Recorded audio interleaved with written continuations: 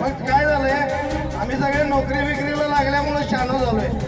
परत आम्हाला त्या वाल्मिकीचं वाण्या तेवढं व्हायला जाऊ नका. नाही, आमचा धंदा जुना आहे. आमचा धंदा मारामारीचा, कुणाचा. वाल्मिक महाराजांचा इतिहास माहिती आहे. रामायण लिहायला लागलोय तर रामाला पाया पडायला लावा. परत आम्हाला काय वाल्मिकचा वाल्या होऊ देऊ नका. तुमच्या दोघांच्यावर आणि शिवसाहेबांच्यावर आम्ही विश्वास ठेवलाय. पूर्वी एकदा रेखावर साहेबांनी वेळ दिला, विश्वास ठेवलो, उठलो, त्यांची बदली झाली.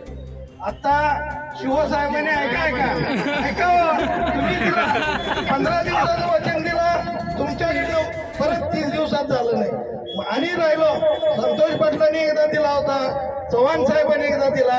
आता आमचे दोन्ही आमदार खासदार आदरणीय खासदार धैर्यशील माने साहेब, आदरणीय राजेंद्र पाटील साहेब, जिल्हाध्यक्ष आमचे राजवर्धन निंबाळकर, या सगळ्यांच्यावर विश्वास ठेवून आणि शिवसाहेबांच्यावर विश्वास ठेवून आम्ही हे आंदोलन आज स्थगित करतोय. उर्वरित राहतो याची जबाबदारी मी आणि आमदार साहेब दोघंही या ठिकाणी तुमचे लोकप्रतिनिधी म्हणून आम्ही दोघंही त्याचा पाठपुरावा करू आणि लवकरात लवकर तुम्हाला परत उपोषणाला बसायला लागता कामा नये याची खबरदारी, नाहीतर तुम्ही आमच्या दारात बसणार.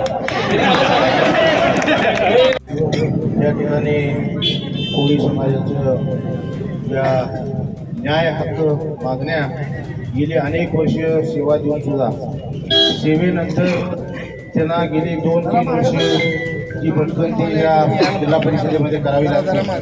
त्यासाठी म्हणून गेले 5 दिवस या ठिकाणी अमरण उपोषण त्यांनी या ठिकाणी निर्णय घेतला आणि गेली 5 दिवस या ठिकाणी अमरण उपोषण करत आहेत. आज सकाळपासून जवळपास 12 वाजल्यापासून या सगळ्या परिस्थितीवर चर्चा झाली. यातनं खऱ्या अर्थानं ज्यांनी 30-30 वर्ष 35-35 वर्ष आपली सेवा या जिल्हा परिषदेच्या माध्यमातून केली, त्यांना खऱ्या अर्थानं सेवानिवृत्तीनंतर न्याय मिळत नव्हता. त्यासाठी म्हणून अनेक अटी, शासकीय अटीच्या अनेक अडचणी त्यामध्ये निर्माण झाल्या होत्या.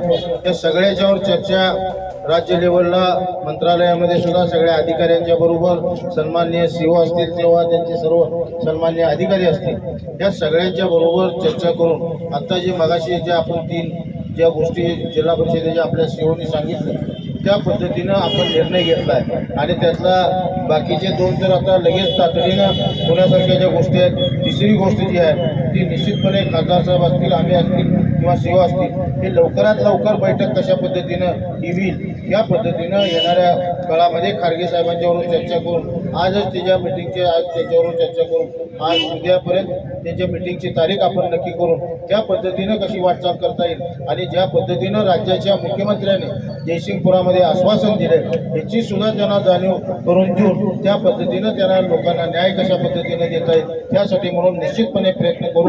आपण मगाशी सांगितलं की आमची जबाबदारी आहे. आमची जबाबदारी ही नैतिक सुद्धा जबाबदारी, ही नुसता लोकप्रतिनिधी म्हणून नव्हे तर एक कार्यकर्ता म्हणून सुद्धा आमची तेवढीच जबाबदारी आहे की आज 5 दिवस झाले लोक उपोषणाला बसतात. ही खरं म्हणजे आम्हाला सुद्धा लोकप्रतिनिधी म्हणून ही लाजीरवाणी गोष्ट आहे. निश्चितपणे ह्यासाठी म्हणून निश्चितपणे मार्ग काढून राज्याच्या मुख्यमंत्री असतील कुठेही जायला लागलं तरी सुद्धा ह्यांना न्याय मिळवून देण्याचा प्रयत्न निश्चितपणे केला जाईल.